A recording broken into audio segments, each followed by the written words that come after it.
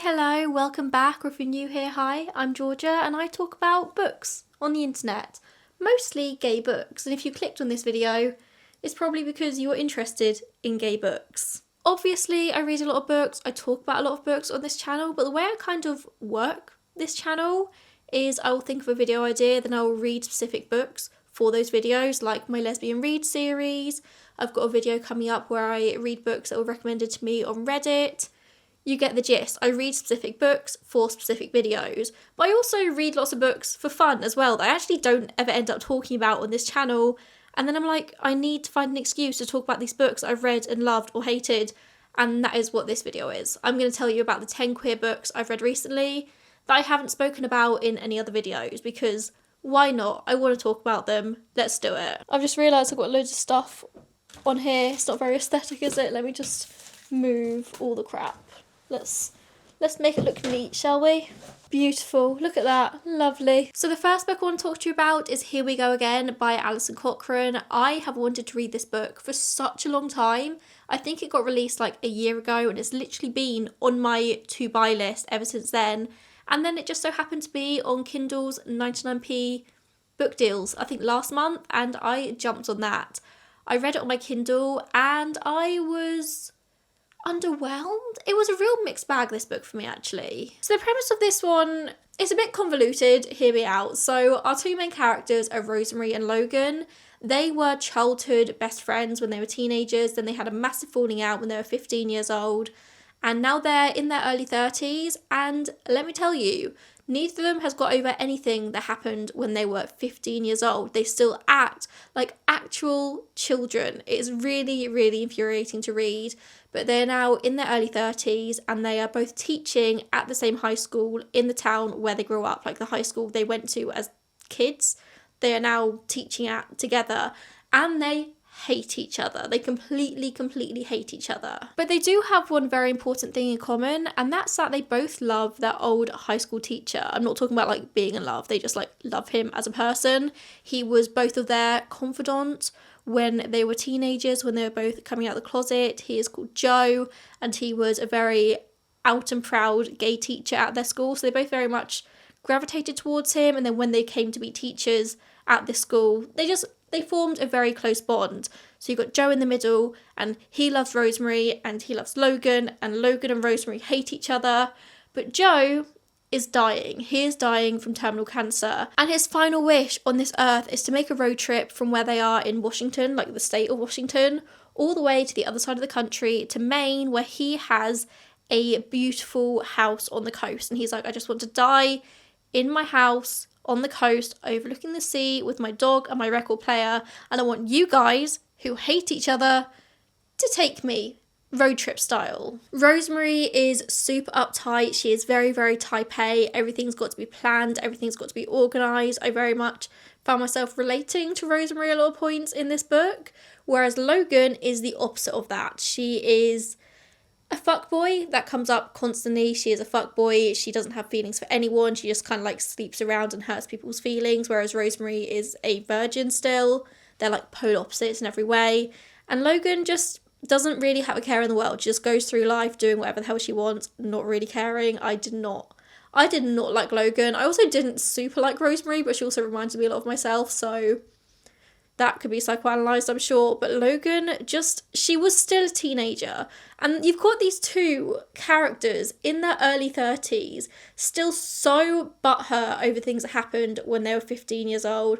Obviously, it all comes out that they both loved each other as teenagers, but they didn't know how to like deal with their feelings. This isn't really a spoiler, it's very obvious from very early on, that's what happens. But yeah, but they just still act like those teenagers when they are together. They go on this road trip, and obviously, as you can imagine, things go on detours. They end up going to meet Joe's long lost love, and they just take all these trips where it basically reminds you of how incredible and beautiful and amazing life is. And slowly, throughout the course of that, Rosemary and Logan, sparks start to fly, but it's very, very unbelievable because they are just so polar opposite personalities, and they just hate each other so much that even when they're like trying to be nice to each other, they're still pretty awful to each other. This is a rough book. It's really emotional. And I don't want to say I enjoyed the storyline with Joe, like with him dying of cancer, because it is rough. Like, it really, really pulls at your heartstrings. I sobbed at the end of this book. And you would think that any book that makes you feel like that level of emotion, that you are in the bath with your Kindle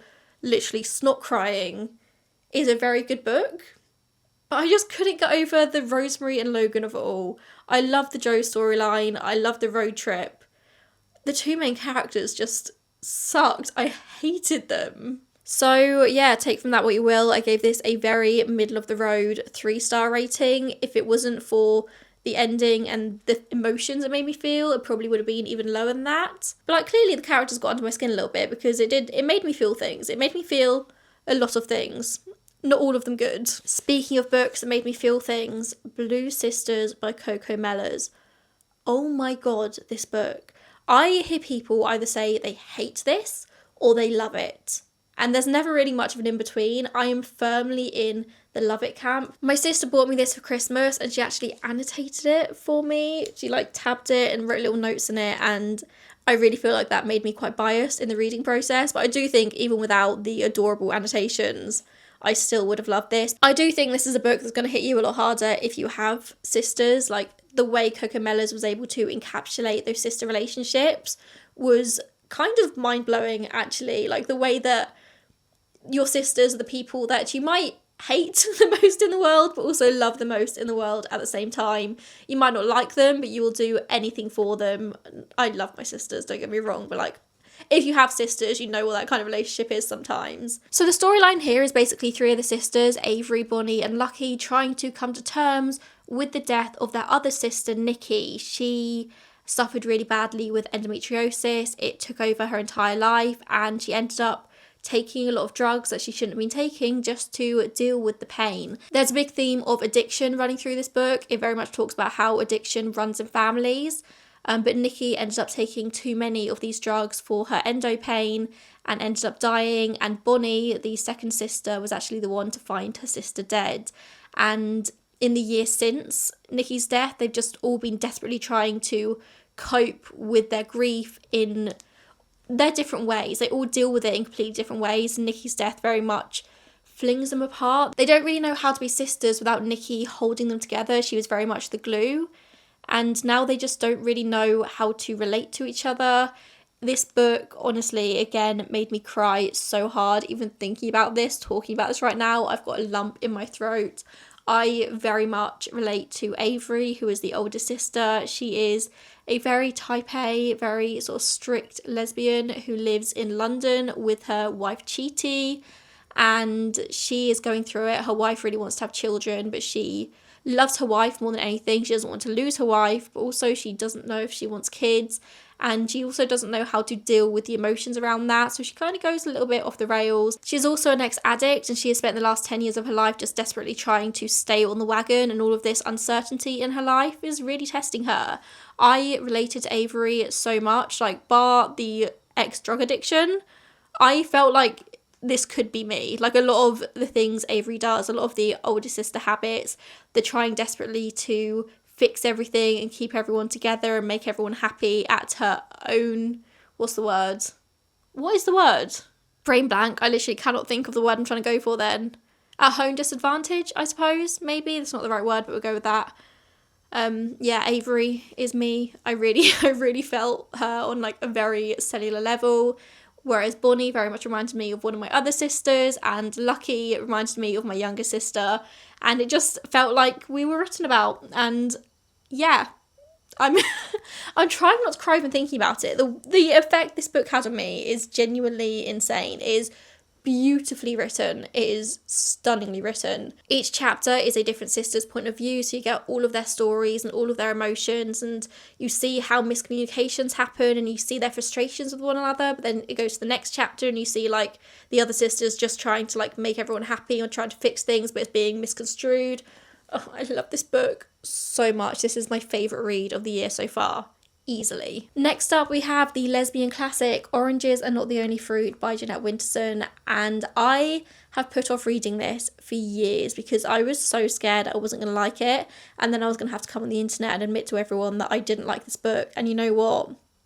I didn't like this book. I just didn't really get it. Like, baseline, I just didn't understand what the fuck was going on in this book. This is sort of semi-autobiographical. This is Jeanette Winterson talking about her own life growing up as a very fanatical Pentecostal Christian, or at least her mum was a very fanatical Pentecostal Christian, and Jeanette was growing up alongside that. And obviously it's pretty hard to be gay and to grow up realising you're gay in that kind of environment. She falls for her friend Melanie, who is also in the church, and things very much go awry from there. I actually did quite like a lot of this book about the religious aspect. I enjoyed Jeanette's sort of unpacking of her religion and the connection between religion and sexuality. I did quite enjoy that. There are just long stretches of this book where I was reading it and I was like, I have no idea what is happening right now. There's also parts of this book where it is suddenly not Jeanette's story, and instead it's talking about like a fox in a fantasy fairy tale land, and I'm sure there's some sort of like deeper meaning there, but I'm not ashamed to say that I didn't get it. I would just rather learn about Jeanette and her story. Yeah. I think I was just underwhelmed by this book, very underwhelmed. After I read Ruby Fruit Jungle last year, and I adored Ruby Fruit Jungle, that is another lesbian classic, I was kind of hoping and praying, ironically, that this would be similar and I would fall in love with this in the same way, and I just didn't. Sorry everyone, I failed as a lesbian. Next up we have a memoir, and that is A Trans Man Walks into a Gay Bar by Harry Nicholas, and this is Harry's story of growing up here in the UK as a as a gay trans man. He had a very complicated relationship with his sexuality as a teenager because he was very masculine, and a lot of people assumed that he was a butch lesbian, and eventually, like, he was bullied for being a lesbian. And eventually he's like, yeah, well, I must be a lesbian then if everyone's telling me that I am, and I feel different, I don't feel like I fit in, so let me live my life as a lesbian. And he gets into a relationship with a girl, and he talks so sweetly about his girlfriend for many, many years in this book. It was really lovely to hear, actually. But it all had this layer of like confusion on it, because Harry knew at his core that he actually didn't fancy girls. Like, he was always into men, but he's being told all the time that he's a lesbian, and things aren't really adding up. Whilst he's still with his girlfriend, he starts the process of transitioning, and eventually they break up, come to the conclusion that Harry needs to explore his gayness. He has this like undeniable gayness as a trans man. He is attracted to men. And so after they break up, he starts to go out and explore, and this is mostly his story of that exploration. Obviously, it does talk about his past and that relationship and his sort of like transition, but it's mostly just about what it is to be a gay trans man. About writing this memoir, Harry said, on the bookshelves there was plenty of stuff on being gay and much needed joyous accounts of what it is to be trans, but nothing that really encapsulates what it is to be both, to exist in the hazy terrain between. And I think he's very correct in that. I have never seen anything about being a gay trans man. We follow Harry as he navigates the sometimes fraught and contradictory worlds of contemporary gay culture as a trans gay man, from Grindr, dating in gay bars, to saunas, sex, and ultimately falling in love. Harry's brave and uplifting journey will show you there is joy in finding who you are. I feel like I was a bit biased in enjoying this book because I enjoy any book that's set in or around London, especially the gay scene in London. Harry referenced a lot of spots that I know quite well, obviously not the gay saunas, but like the gay bars and the gay culture in London, and so I really enjoyed that. I did only give this 3 stars though, because I felt like the writing was a bit clumsy at points. I don't know, it just didn't really flow all the time. I felt like it moved quite quickly from one subject to another. I just wanted a bit more like explanation. I had the same criticism of Elliot Page's Page Boy, which is also about being a trans man, that's not why I'm comparing it, it's just a similar criticism I had, where I would like touch on a very big and very important topic, and then I'd be like, okay, yeah, I really want to like learn more about that, I want to hear about your thoughts and feelings behind that really big thing, and then just like dips and switches to another topic, and I sort of felt myself being a bit edged at points. And I don't know if that takes away from the book and like what it is. I feel like it's a really important story to be shared and to be heard, but I wanted a bit more substance, I guess. 6 Times We Almost Kissed and One Time We Did by Tess Sharp. This is a sapphic YA romance, and this book was adorable. Also very heavy. You go into a YA sapphic romance thinking it's going to be all like fluffy and light.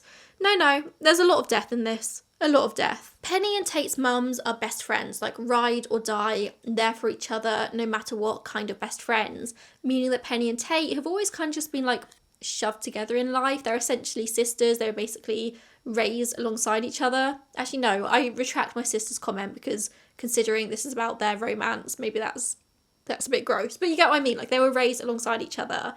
And considering their mums are so close, it's kind of weird that Penny and Tate hate each other so much, or at least they seem to hate each other on the surface. They are very different people, and they just can never quite see eye to eye. They don't really understand each other, except there's been 6 moments throughout the last few years where they've almost kissed, which is really weird, right? Because they hate each other. Like, their whole thing, the whole relationship is that they hate each other. But what if they don't? What if they don't hate each other? How do they deal with these feelings? Well, they're about to find out, because they're about to be in forced proximity when Tate's mum needs a liver transplant because she is very, very ill, and Penny's mum decides to be the one to donate her liver. And now, to save funds, to make the whole process a lot easier, they're all moving in together, and Penny and Tate have got to basically learn how to live with each other, because they've got to look after their very sick mums. Also, Tate's dad had never been in the picture. Penny's dad died in a horrible kayaking accident when Penny was with him, so she's dealing with all that kind of grief and trauma as well. And ever since the death of Penny's dad, Penny's mum has just been a bit MIA emotionally. She's not really there anymore. So there's a lot going on behind the scenes, and it's just a very sweet and very touching YA book. I feel like there needs to be a lot of trigger warnings around it. If you're not good at dealing with death, with grief, with absent parents, then you would probably really struggle with this. It's definitely not what I expected going into it, but I really, really did enjoy it. There's just something about a sapphic YA book that really heals a little space in my heart. I feel like I'm going to keep reading them forever, because it's just what I needed as a teenager, and yeah, this is a good one. The next book is one that you probably haven't heard of, and that is The Disco Witches of Fire Island by Blair Fell. I actually read this as an ARC. I got it on NetGalley. It's not being released until the 6th of May, if I remember correctly. But here is my review. If you like the sound of it, you can pre-order it. This is set in 1989 on, as you might guess, Fire Island, and we are following the story of Joe. He is in his late 20s, and he is suffering with heartbreak after losing the love of his life to AIDS.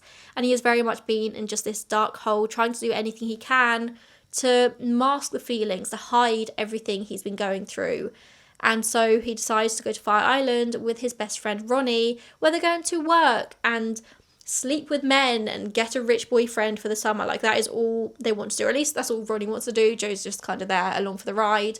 Only when they get there, turns out Ronnie is a bit of a grifter, a bit of a liar, and they don't have any jobs or accommodation lined up, so Joe ends up living in the attic of these 2 elder gays' house. The 2 elder gays are called Howie and Lenny, and they are undoubtedly very quirky characters, and soon Joe starts to hear rumours about how they are witches and part of a secret coven on Fire Island, and Joe starts to get very suspicious about what's going on. Like, Howie and Lenny are undoubtedly super flamboyant, they're a bit weird, they say things and do things just for reactions, and Joe just doesn't really have a clue what's going on. And the whole theme throughout the book is are they actually witches? Is this book contemporary fiction or is it magical realism? I'm still not entirely sure, I'm not gonna lie to you, but I enjoyed the journey whilst I was on it. There's rumours of this great darkness that is about to overtake somebody on the island, and Howie and Lenny are very concerned that this great darkness is going to take over Joe, but he is just on this downward spiral. He is grieving the love of his life, he can't seem to move on.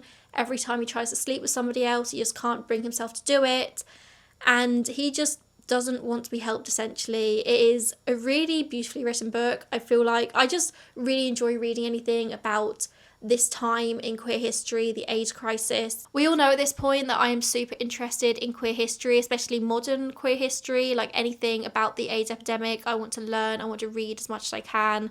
I don't know why, I just feel like it's always been such a special interest of mine, potentially because I want to pay homage, I want to know what our elders went through. I want to know what the people went through to allow us to be able to live so freely, relatively freely today. I just feel like I need to know all this stuff to really be able to pay them tribute. I don't know, any book set during the AIDS crisis, I'm going to read it, I'm going to absorb it, I'm going to learn as much as I can. And every time, it breaks my heart. And this book is no exception. Next up, we have The 2000s Made Me Gay by Grace Perry. This is another non-fiction book. I've got the washing machine on, by the way. If you can hear the washing machine in the background of this video, I very much apologise. I'm hoping this mic is good enough that you can't hear, but the washing machine is currently going insane. But anyway, The 2000s Made Me Gay. I had never heard of this book before. I was literally just looking for a new audiobook to listen to, and I saw it and I was like, that sounds like a bit of me. So I listened to it. And it was good. It wasn't the best thing I've ever listened to, but I enjoyed it for what it is. If you're looking for an easy, light, queer audiobook, I would recommend it. I actually do have an affiliate code with BookBeat, which is an audiobook app. So if you want 60 days free of BookBeat, which is 20 hours a month, which is 40 hours overall, this book is like 7 hours, if I remember correctly, you can go and use my code and listen to this book for free if you want. It would really help me out if you did. I'll leave it down below. The 2000s Made Me Gay is a series of essays, I suppose, about queer pop culture in the early 2000s. Not even queer pop culture, just pop culture and how it has lended itself to queer culture. Grace Perry talks a lot about Glee. She says that she wasn't a Glee fan herself, but she can see the incredible impact that it had on queer teenagers. How anybody can say they're not a Glee fan, I don't know. I live and die Glee. Bleak for life, forever. I'm actually in the middle of a rewatch of Glee at the moment, so it's very close to my heart. But yeah, she talks about Glee, she talks about things like Katy Perry's I Kissed a Girl, and how now you can look back on that and be like, that is so wildly offensive. That is Katy Perry just talking about kissing girls to get male attention at parties. But at the time, when was that released? Like 2008, 2009 maybe? No, surely not that long ago. I don't know. When that was released, that was massive. That was huge representation for the queer community. She has this really good way of looking back at things at the time were seen as these massive steps towards sort of queer acceptance, and now we can cringe, but you've also got to accept it for what it was at the time, and that was a step forwards. Now it would be offensive. Then it was amazing. She talks about the L word, she talks about Lindsay Lohan and her gay era, which I had completely forgotten about, but iconic, I love that. She talks about Gossip Girl, she talks about Taylor Swift, all of these things which seem on the surface to be very straight, but also lend themselves hugely to queer culture. Something doesn't have to be inherently gay or inherently queer to be loved and adored and grasped onto by queer people. That was sort of a big part of it in the 2000s, in that there wasn't queer representation, so queer people chose what they wanted to be their representation, and they clung on to that for dear life. Like, it's actually kind of crazy how much has changed in just like the last 15 years when it comes to queer representation and what we're willing to accept and what we're not willing to accept. Like, nowadays we're so critical over every bit of queer representation that appears in books, on TV, in movies. I am very guilty of that myself. Whereas 20 years ago, even the problematic queer representation would have still been incredible queer representation. And we do forget that. And I do think we do need to keep moving forward, and you should be critical of bad representation when it appears. But also, bad representation is better than no representation. Or is it? I've explored that in many videos. I'm not going to go into that again now. This one was a bit different for me. This is a graphic novel. This is Phantom Hearts by Rosie Talbot and Sarah Maxwell, about gays, about sapphics, Wallowas. I can't remember if they were lesbians or bisexuals, so I'm not going to say. I'm just going to say they are sapphic. This is an interesting concept. It's about a girl whose dad is the school bus driver, and he gets into an accident, killing 5 teenagers on board. And then those teenagers start appearing as ghosts. And our main character, whose name escapes me, Malia has got to figure out, like, help these ghosts come to peace with their deaths and help them move on. And in the process of doing this, Malia also meets a girl called Keezy, and she helps her on her journey to help these ghosts, these spirits, move to the other side. It's a cute premise. It just wasn't really for me. I'm not really much of a graphic novel kind of girly anyway.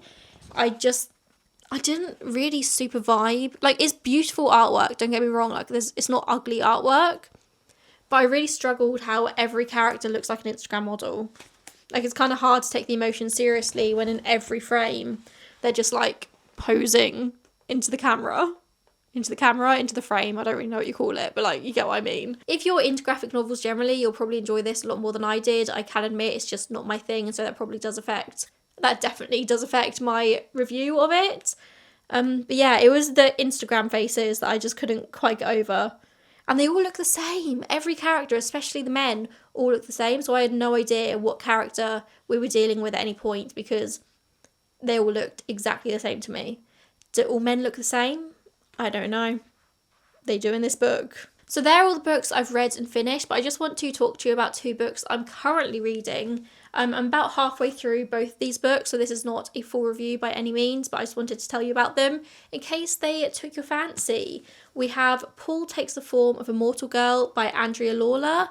This book is absolutely batshit insane. I have no idea what is going on in this book. I don't know if I like it. I don't know if I hate it, but I'm persevering. This is one of the books that I'm reading for my Reddit Reads video, which will hopefully be out in the next couple of weeks, fingers crossed, so I will tell you my full review then. For the moment, I'm just going to say this is insane. It is insane. The premise of this book, how do I even begin? It's the early 90s. Paul is a shapeshifter, like a gender shapeshifter.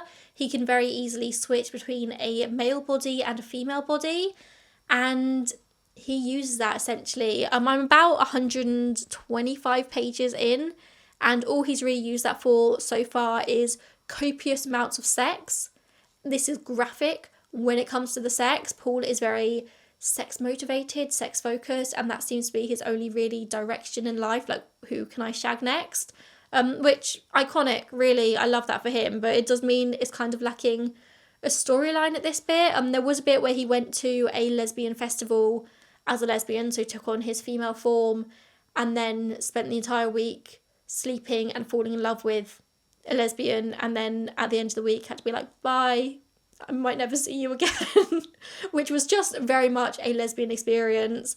It's a really interesting look at gender, but I feel like I'm not far enough into the book yet to like really form any fully rounded thoughts about that, but it's interesting. If that sounds like something you'd enjoy, if you like weird absurdist books, you'll probably quite enjoy this. I don't know if I am. And talking of weird absurdist books, we have A Good Happy Girl by Marissa Higgins. This book is unhinged. It is insane. Our main character in this one is Helen, and she is dealing with a lot in her life. Again, I'm only about halfway through this, so take this with a pinch of salt. She is dealing with a lot. Her parents are both in prison. Her dad is in prison for elder abuse because he left his mum, like abandoned her to rot into a sofa for many, many months. The grandma is alive, so that's something, but like he's in prison for elder abuse. Her brother is dead for reasons I don't know about yet, and her mum is also in prison, but we don't know why the mum's in prison because she's not speaking to the mum, and I'm like, why? What's worse than elder abuse? Like, what has her mum done that's worse than all this? So to deal with all of the insanity that's going on in her personal life, Helen decides that the only viable solution, the only thing that she can do to distract herself, is to get in a relationship with a lesbian married couple called Catherine and Katrina. And she is essentially their third person. They are in a throuple, and she is using them as a distraction, using them as potential replacement parent figures. This book is insane. I have no idea what's going on from paragraph to paragraph, from chapter to chapter. The writing is not good at all, really. Like, Catherine and Katrina have no real discernible personalities, and for a while I thought that was because Helen doesn't see them as like individual people. She sees them as like the wives, as she calls them, like the couple. But the further I get into the book, I'm kind of like, no, I actually think it's just not great writing. But you know what? Despite how weird and badly written and strange and grotesque this book is at certain points, like on their first date, Helen's there like, what would they do if I just pissed myself? She's like, should I piss myself just to see how they react? It's a real stream of consciousness kind of situation. Like, this entire book is just like you're in Helen's head and you're hearing her every thought. I'm kind of enjoying it. What does that say about me? I don't know, but it's weird, it's strange, but I'm enjoying it more than this weird, strange book.